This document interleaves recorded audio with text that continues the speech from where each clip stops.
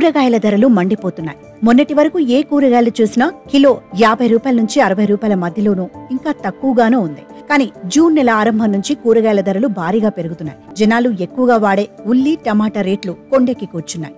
వీటి ధర 60 నుంచి 100 రూపాయల మధ్య ఉంది.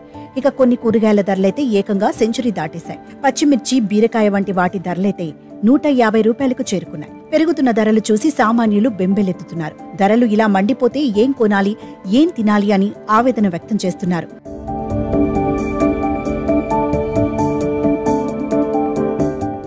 ఇక టమాటా పరుగు ఆపడం లేదు. ఏకంగా 200 రూపాయలకు చేరింది. బక్రీద్ సందర్భంగా టమాటా ధర ఏకంగా కిలో 200 రూపాయలకు చేరింది.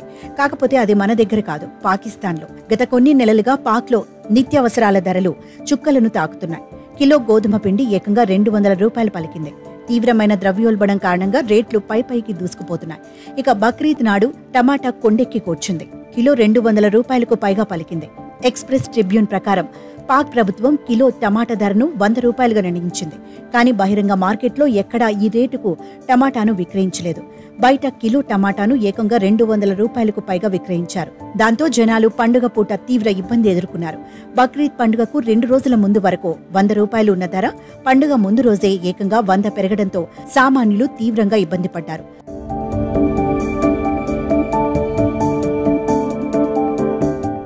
ఇక మన దేశంలో కూడా టమాటా రేటు భారీగా పెరుగుతుంది. గత నెల వరకు మన దగ్గర టమాటా రేటు 15 నుండి 20 రూపాయలు ఉండగా ఇప్పుడు ఏకంగా కిలో రేటు 50 నుండి 60 రూపాయలకు చేరింది. ఎండ తీవ్రత, సరైన వర్షాలు లేకపోవడం వంటి కారణాల చేత ఈ ఏడాది కూడా టమాటా రేటు చుక్కలను తాకుతుంది.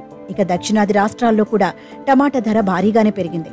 హోల్సేల్ ధరలకైతే కిలో 35 నుండి 50 రూపాయలకు విక్రయిస్తుండగా బహిరంగ మార్కెట్లో మాత్రం కిలో టమాటాను 60 రూపాయలకు అమ్ముతున్నారు.